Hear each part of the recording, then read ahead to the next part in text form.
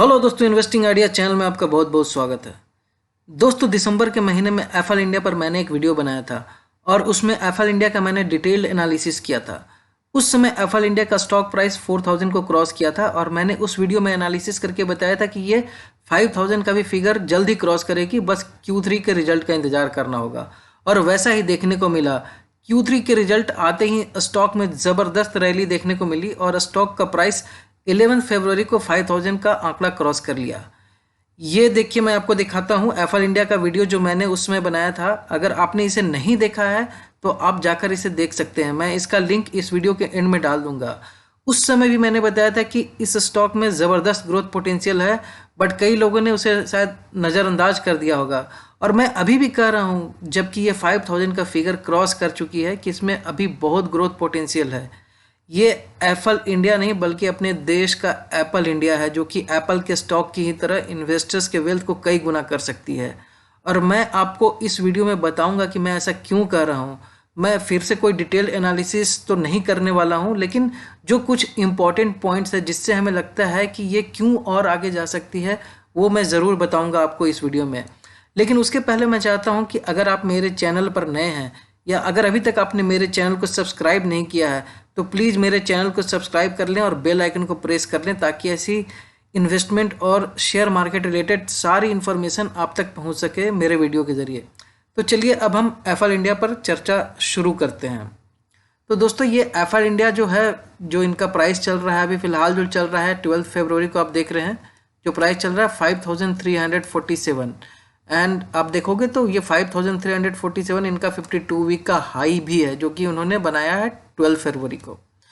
अब ये 5000 का जो फिगर कब क्रॉस की वो भी मैं आपको बताता हूँ। ये देखिए, यहाँ मैं आपको दिखाता हूँ पिछले एक वीक का जो मैं आपको चार्ट दिखा रहा हूँ, पिछले एक वीक का। तो अगर आप देखो, ये 9 फरवरी को 4208 पर ट्रेड कर रही थी। अब 9 फरवरी को ही इस कंपनी का रिजल्ट आया और उसके बाद अब देखिए क्या शूटअप किया है ये इसका प्राइस। विदिन टू डेज जो है ये इसका प्राइस 11 फरवरी को ये 5000 का यहाँ पर फिगर क्रॉस कर ली। सो अगर आप देखो, सो पिछले 2 दिन में ही इसने जो फिगर है 800 का क्रॉस कर लिया। अगर आप देखोगे तो अपर सर्किट भी लगी थी इसकी 11 फरवरी को, जब 10% का इसने ज़बरदस्त ग्रोथ लिया था। एंड 12 फरवरी को भी इसने, आप देख रहे हो कि 5% का इसने ग्रोथ दिखाया था 12 फरवरी को भी। तो क्या इसमें ज़बरदस्त उछाल आई है Q3 के बाद, जैसा कि मैंने प्रेडिक्ट किया था कि Q3 का जैसे ही रिजल्ट अनाउंस होगा उसके बाद ही 5000 का ये फिगर क्रॉस कर लेगी, और वैसा ही हमें देखने को भी मिल रहा है। अब मैं आपको दिखाता हूँ थोड़ा सा इसके पिछले कुछ महीनों का चार्ट भी दिखा देता हूँ कि ये कैसे, जो ये आंकड़ा इसने 1000, 2000, 3000, 4000 का जो क्रॉस किया, क्या क्या क्या फ्रीक्वेंसी पे, मतलब कि क्या पीरियड में ये इसने क्रॉस किया है। तो आप देखोगे तो यहाँ पे आप देखो 16 जून को जो इसका प्राइस था 1480 के आसपास था, एंड 10 अगस्त को इसने 2000 का फिगर क्रॉस किया। तो आप देख लो, जून, जुलाई, अगस्त, विदिन 2 मंथ्स, यानी कि 2 महीने से कम में भी इसने 14,000 से 2000 का जो है आंकड़ा क्रॉस किया। और वहाँ से भी आप देखो तो सितंबर 14 को इसने 3000 का फिगर क्रॉस किया। सो सितंबर 14 को, यानी कि आप देखो यहाँ भी अब एक महीने 4 दिन के अंदर, यानी 34 डेज के अंदर ही इसने 3000 का फिगर क्रॉस किया, यानी 1000 जो माइलस्टोन है उसने क्रॉस किया। और वहाँ से भी आप देखो सितंबर 14 से दिसंबर 16 को इसने 4000 का फिगर क्रॉस किया। तो यहाँ से इसने 3 महीने लिए 1000 का फिगर क्रॉस करने में। अब दिसंबर 16 के बाद मैं दिखाता हूँ कैसे। तो दिसंबर 16 के बाद आप यहाँ देखो, दिसंबर 16 को जो इसके प्राइस थी, आप देखो 4025 चल रही थी, फिर ये फ्लैट रही यही 4000 के आसपास, थोड़ा सा नीचे आए, और फिर आप देखो यहाँ पे ये जैसे ही यहाँ पे 9 फरवरी को यहाँ पे रिजल्ट अनाउंस हुई, उसके बाद से क्या शूटअप हुआ और ये 5000 का फिगर क्रॉस कर लिया। तो हमें ये भी दिखाता है, इससे हम ये भी देख सकते हैं कि कैसे किसी भी कंपनी के क्वार्टरली रिजल्ट का, या जब भी रिजल्ट अनाउंस होती है उसका इम्पैक्ट जो है उसके शेयर प्राइस पर कैसे पड़ता है। अगर हम रिजल्ट अच्छा आता है कंपनी का तो उसमें काफ़ी पॉजिटिव इम्पैक्ट आता है और उसके शेयर प्राइस में जंप देखने को मिलती है। उसी के अनुसार अगर शेयर प्राइस में हमें नीचे देखने को मिलेगी, अगर क्वार्टरली प्राइस या जो भी इनका रिजल्ट है अगर एक्सपेक्टेड नहीं है, उससे कम आता है, तो उसका नेगेटिव इम्पैक्ट भी देखने को मिलता है। अब थोड़ा सा मैं आपको दिखाता हूँ, इनका रिटर्न दिखा देता हूँ कि रिटर्न कैसा है इनका। आप देखोगे पिछले एक साल का रिटर्न देखो तो क्या ज़बरदस्त रिटर्न दिया है, 175% रिटर्न है एक पिछले एक साल का। और 3 महीने में भी देखो कितना अच्छा रिटर्न है, 87% के लगभग रिटर्न दिया 3 महीने में। पिछले एक महीने में 38% एंड पिछले एक वीक में 28% का रिटर्न दिया है। तो जिन्होंने एक वीक पहले भी जो खरीदा है, अगर उन्होंने खरीदा है 4,000 के आसपास, उनको भी बहुत अच्छा इसमें ग्रोथ देखने को मिल रहा है। विद इन 1 वीक ही अगर 28% का रिटर्न दे रही है तो बहुत बड़ी बात है।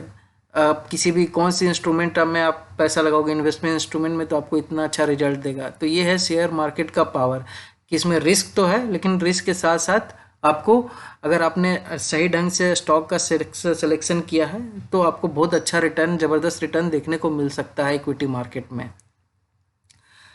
अब थोड़ा हम देख लेते हैं इनका जो क्वार्टरली जो रिजल्ट आया है। आप देखिए रिजल्ट यहाँ पे दिखा देता हूँ मैं आपको। इनका ये रेवेन्यू का आप देखो, ये FY29 से है, क्वार्टरली रेवेन्यू है।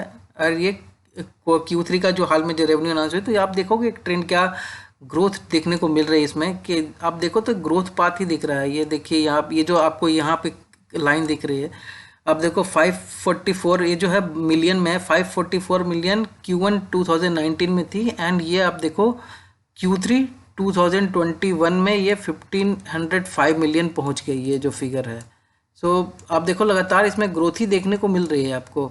अगर आप यहाँ पे देखोगे Q3 का जो कंपाउंडेड एनुअल ग्रोथ रेट है वो 42.5% है। एंड Q3 का ग्रोथ जो YOY, यानी कि ये Q3 का आप यहाँ से अगर कंपैरिजन करोगे 945 से 1505 मिलियन जो है, तो 59.3% का ग्रोथ दिख रहा है YOY। अब यहाँ एक चीज़ आपको ये भी देखना होगा कि ये जो आप देखो Q1 Q2 Q3 और उसके बाद आप देखो यहाँ ट्रेंड Q4 में गिरती है, फिर ये जंप, फिर ये आगे बढ़ती है, फिर देखो ये Q4 में नीचे गिरती है। तो ये एक चीज़ इसमें इंटरेस्टिंग देखने को मिल रहा है इस स्टॉक में, कि हमेशा जो Q3 के बाद जो है Q4 में जो है इसके रेवेन्यू में गिरावट आती है। तो यहाँ भी देखो ये गिरी, यहाँ ये ऊपर हुई है। एंड ये ऐसा अगर हम ये ग्राफ से देखें तो हो सकता है Q4 में जो है रेवेन्यू कम होगी। वो ऐसा इसलिए भी होता है कि Q3 जो जनरली होती है वो फेस्टिव मंथ होती है। एंड फेस्टिव मंथ में लोग काफ़ी सारे परचेज करते हैं, उसके तो काफ़ी सारे परचेज करते हैं, तो उसी की तरह से एडवर्टाइजिंग भी जो है वो ज़्यादा, एडवर्टाइजिंग स्पेंड भी बढ़ जाता है। तो जितने ज़्यादा लोग एडवर्टाइजिंग स्पेंड बढ़ेगी, एडवर्टाइजिंग आएगी, लोग उसको देखेंगे, क्लिक करेंगे और परचेज करेंगे। तो ये एक ऐसा मुझे लगता है जो ट्रेंड देखने को मिल रहा है मुझे यहाँ। अगर मैं इसके पैट की बात करूँ यानी प्रॉफिट आफ्टर टैक्स अगर देखोगे तो वहाँ भी आप देखो ऐसे ही सेम आपको ट्रेंड देखने को मिल रहा है। ये ग्रोथ यहाँ 77 मिलियन ग्रोथ थी, ये सॉरी पैट थी 77 मिलियन FY 2019 में Q1 में, और ये पहुँच के अभी 306 मिलियन यानी 30 करोड़ का इसने प्रॉफिट आफ्टर टैक्स Q3 में दिखाया है, जो कि पिछले क्वार्टर में 26 करोड़ था, उसके पहले 18 करोड़। तो यहाँ भी आप वही ट्रेंड देखने को मिलेगा। ये 1 2 3 क्वार्टर में ग्रोथ होती है, फिर 4 क्वार्टर में नीचे आती है। ऑब्वियसली बिकॉज वो जैसा रेवेन्यू का ट्रेंड है वैसे ही उसके इस पे भी पड़ेगा, इम्पैक्ट पड़ेगा प्रॉफिट आफ्टर टैक्स पे भी। यहाँ भी वही ट्रेंड है, तो वैसे ही ट्रेंड आपको देखने को मिल रहा है। तो ये जो है इसका फाइनेंशियल से काफ़ी अच्छा दिख रहा है। फाइनेंशियल्स इनके जो पिछले 7-8 क्वार्टर के मैं यहाँ पे आपको दिखा रहा हूँ। अब थोड़ा इनका जो शेयर होल्डिंग पैटर्न भी देख लेते हैं कि क्या है शेयर होल्डिंग पैटर्न। तो यहाँ आप देखोगे तो शेयर होल्डिंग पैटर्न जो है आप देखोगे तो 68.38 थी 2019 में जो प्रमोटर की जो शेयर होल्डिंग थी, बट वो दिसंबर 2020 में वो थोड़ा सा आप देखो पिछले क्वार्टर से थोड़ा सा इनकी गिरी है, यानी कि इन्होंने अपना जो शेयर है थोड़ा कम किया है।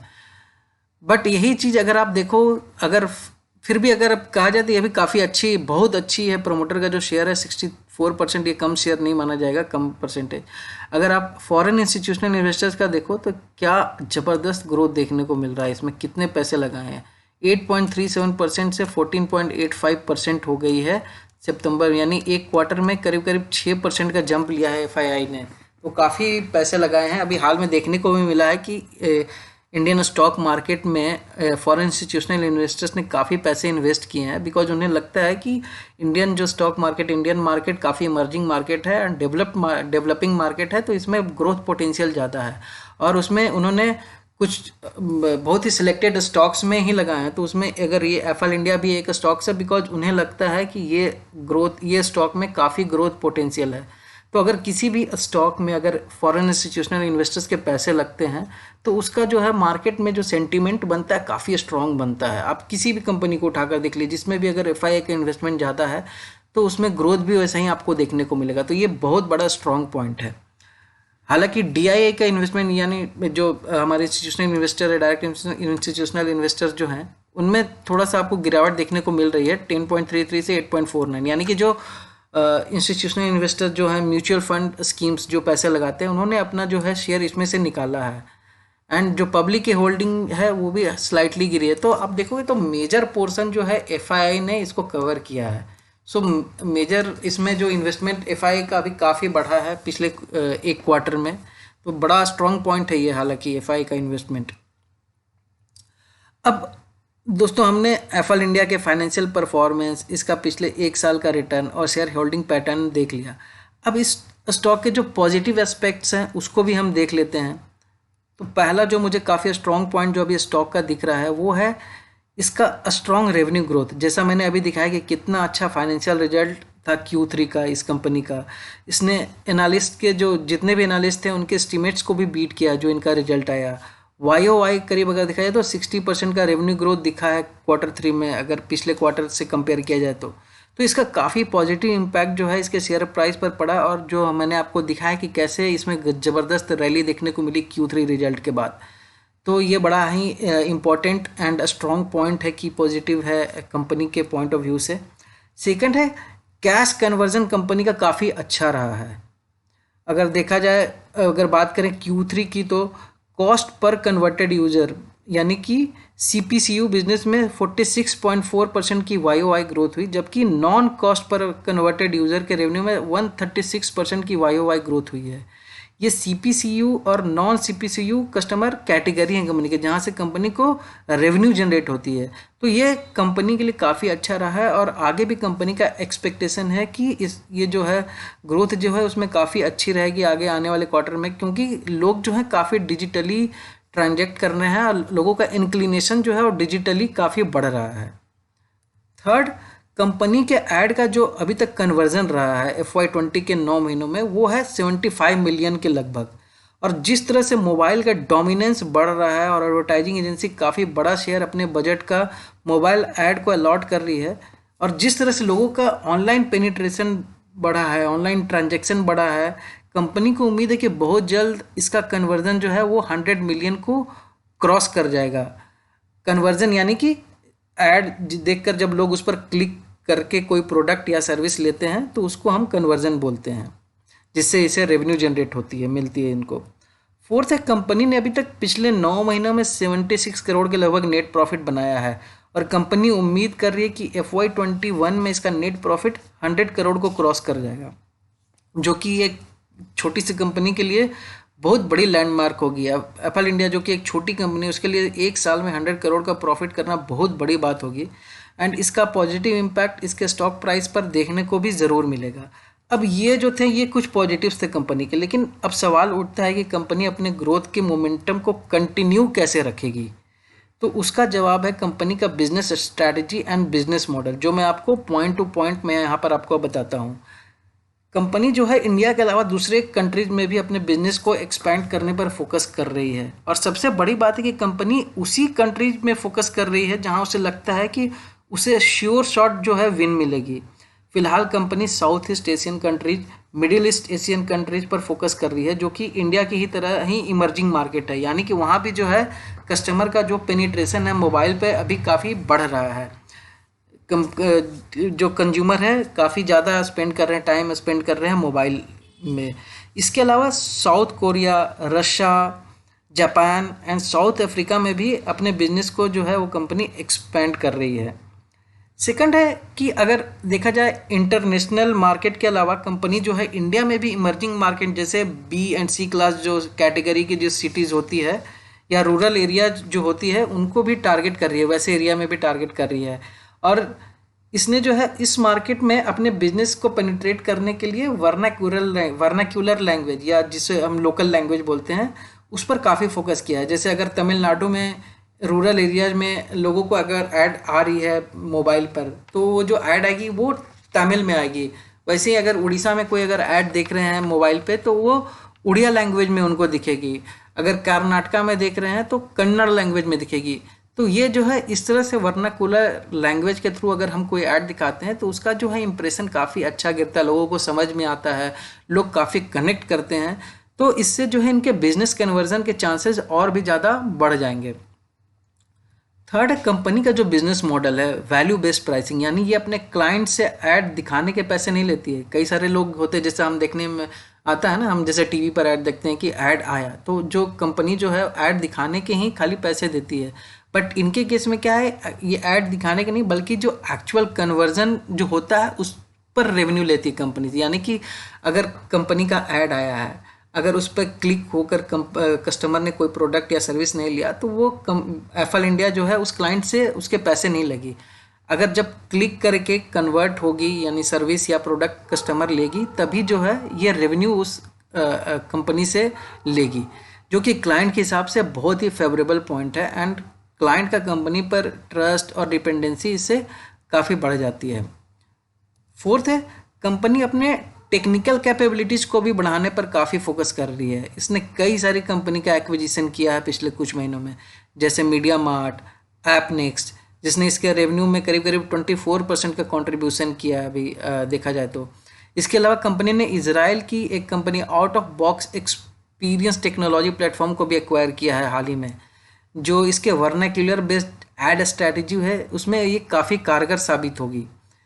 इसके अलावा कंपनी जो है रिसर्च एंड डेवलपमेंट पे भी काफ़ी फोकस कर रही है, जैसे कि नए प्रोडक्ट कुछ लॉन्च कर सके। जैसे मैं आपको एग्जांपल के तौर पे बताता हूँ, एडवर्टीजमेंट थ्रू स्मार्ट वॉच, क्योंकि अभी लोगों में स्मार्ट वॉच का चलन काफ़ी बड़ा है। तो कंपनी जो है ये भी फोकस कर रही है कि हम किस तरह से स्मार्ट वॉच में भी एडवर्टीजमेंट दिखा सकें।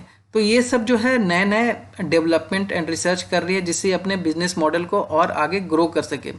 तो ये सब कुछ पॉइंट्स है जिससे लग रहा है कि कंपनी आगे भी ग्रोथ मोमेंटम बनाए रखेगी। बट सबसे बड़ी बात जो है वो है कस्टमर अब मोबाइल पर काफ़ी ज़्यादा टाइम स्पेंड कर रही है, खासकर इंडिया में एंड जो इमर्जिंग मार्केट में है। इंडिया की अगर बात करें तो करीब करीब एवरीडे करीब 4 आवर के लगभग लोग टाइम स्पेंड कर रहे हैं मोबाइल में, और धीरे धीरे जो है ये और इंक्रीज हो रहा है। तो जितना ज़्यादा लोग टाइम स्पेंड करेंगे मोबाइल पर उतना ही ऐड भी उसी तादाद में मिलेगी एडवर्टाइजर से, और डिजिटल ट्रांजैक्शन भी बढ़ेगा जो कि कंपनी के ऑब्वियसली फेवर में जाएगी। अब हमने कंपनी का पॉजिटिव्स और क्या ग्रोथ एक्सपेक्टेड है कैसे होगी वो देख लिया, तो थोड़ा सा इसके हम रिस्क फैक्टर पर भी नज़र डाल देते हैं। तो अगर मैं रिस्क फैक्टर देखूं तो अभी तक इंडिया जो पहला मुझे लग रहा है कि अभी तक इंडिया में इसका कोई बड़ा कॉम्पिटिटर नहीं है। लेकिन अगर कोई बड़ा अगर टेक्नोलॉजी प्लेयर आ गई मार्केट में, जैसे हमने देखा है टेलीकॉम के क्षेत्र में कैसे रिलायंस के आने के बाद से उसने पूरा मार्केट को कैप्चर कर लिया, तो वैसे ही अगर कोई कंपनी लाइक रिलायंस ही अगर आ जाए इस मार्केट में, इन्फोसिस आ जाए या टीसीएस या टाटा या बिरला की कोई बड़ी कंपनी आ गई इस बिज़नेस में, तो इसका मार्केट शेयर पे काफ़ी इम्पैक्ट आएगा। बिकॉज अगर आप कंपेयर करोगे बड़ी कंपनी को एफएल इंडिया से, तो ऑब्वियसली ये छोटी कंपनी है, और बड़ी कंपनी जो काफ़ी ज़्यादा स्पेंड करती है, अपने खर्च बढ़ाती है, तो जिसका भी इम्पैक्ट पड़ता है, तो ये हो सकता है। दूसरा अगर मैं देखूं तो अभी तक इस पर एडवर्टीजमेंट्स जो एडवर्टाइज जो देते हैं क्लाइंट का ट्रस्ट काफ़ी बना हुआ है, क्योंकि ये अपने रिसर्च और एनालिटिक्स के बेसिस पर ही जो है वो एडवर्टीजमेंट देती है कस्टमर को। यानी कि अगर कस्टमर जो है, अगर आपका इंटरेस्ट है, कस्टमर का इंटरेस्ट अगर कोई मोबाइल में इंटरेस्ट है या कस्टमर का इंटरेस्ट है अगर एंटरटेनमेंट के, तो जनरली वो उसी तरह के ऐड उसको दिखाती है। यानी कि जो टारगेटेड कस्टमर है उसको सही तरह से सिलेक्ट करती है और सही एडवर्टीजमेंट यानी सही प्रोडक्ट का एडवर्टीजमेंट वो कस्टमर को दिखाती है। तो अगर किसी कारण से ये जो डेटा पॉइंट अगर कलेक्ट नहीं कर पाई कंपनी, बिकॉज ये जो होता है वो एनालिटिक्स से ही होता है, अगर आप सही डेटा पॉइंट कलेक्ट करोगे तभी आप सही कस्टमर को सही प्रोडक्ट का टारगेटेड एडवर्टीजमेंट दिखा सकते हो। अगर किसी भी तरह से या किसी कारणवश अगर ये नहीं हो सका तो इसके कारण इसका बिजनेस काफ़ी प्रभावित होगा। थर्ड, अगर गवर्नमेंट को नया पॉलिसी या रेगुलेशंस लाती है कंज्यूमर के डेटा या प्राइवेसी को लेकर, तो भी इसमें काफ़ी इम्पैक्ट आएगा, काफ़ी प्रभावित होगा। जैसे अभी हमने हाल ही में देखा है कि कई सारे ऐप्स जो हैं वो बैन हो गए इंडिया में बिकॉज ऑफ कंज्यूमर प्राइवेसी के कारण। जैसे टिकटॉक बैन हो गई, बहुत बड़ी ऐप थी टिकटॉक, काफ़ी लोग जुड़े हुए थे टिकटॉक से। तो आप देखो तो अचानक से बिल्कुल ही टिकटॉक ख़त्म हो गया। तो अगर ऐसी कोई पॉलिसी लाती है गवर्नमेंट तो इसका बिजनेस जो है बुरी तरह प्रभावित होगा। बट ये जितने भी जो रीजन्स हैं ये सब हाइपोथेटिकल रीज़न है। फिलहाल तो कंपनी का बिजनेस स्ट्रैटेजी और बिजनेस मॉडल काफ़ी स्ट्रॉन्ग दिख रहा है, और मुझे तो ऐसा दिख रहा है कि ये काफ़ी लंबी रेस का घोड़ा है। ये स्टॉक जो है आने वाले दिनों में काफ़ी ग्रोथ इसमें अभी देखने को मिल सकती है। अगर Q4 का रिजल्ट अगर अच्छा आ गया या जैसा एस्टीमेट है वैसा आ गया तो इसका प्राइस में वापस आपको बहुत ही ज़बरदस्त रैली देखने को मिलेगी, काफ़ी ऊपर भागेगी। तो मुझे लगता है कि जिन्होंने ये स्टॉक अभी तक नहीं खरीदा है तो उनमें अभी भी ये स्टॉक में अभी भी बाइंग पोटेंशियल है। आप अभी भी इस स्टॉक को खरीद सकते हैं। आप ये ना सोचें कि स्टॉक ऑलरेडी इतने हाई पर चल रही है तो हमें नहीं खरीदना चाहिए। हमने देखा है इंडिया मार्ट या डिक्सन टेक्नोलॉजी के केस में देखा है कैसे भी उनका भी स्टॉक जो है दिनों दिन बढ़ते जा रहा था। 3,000, 4,000, 5,000, 6,000 लोग उस समय भी सोच रहे थे कि अरे ये तो इतना बढ़ गया है, अब इसमें क्या और इन्वेस्ट करें। बट अब देखो कहाँ इंडिया मार्ट ऑलरेडी 10,000 के लगभग पहुंच चुकी है। डिक्सन टेक्नोलॉजी ऑलरेडी 19,000 के फिगर को क्रॉस कर चुकी है। तो वैसा ही ये स्टॉक में भी देखने को लग रहा है। इसका भी जो प्राइस जो है एक के बाद एक जो टारगेट जो जो एनालिस्ट देते हैं या स्टॉक ब्रोकर देते हैं वो एक एक टारगेट को जो है कंपनी बीट करते जा रही है। तो मैं कहूँगा ये भी उसी कैटेगरी की स्टॉक है। आपको प्राइस नहीं बल्कि ये देखना चाहिए कि स्टॉक में अभी और आगे जाने के पोटेंशियल है कि नहीं, जो कि मैंने आपको दिखाया भी। ये पिछले कुछ पॉइंट्स में मैंने आपको दिखाया कि पोटेंशियल है कि नहीं है।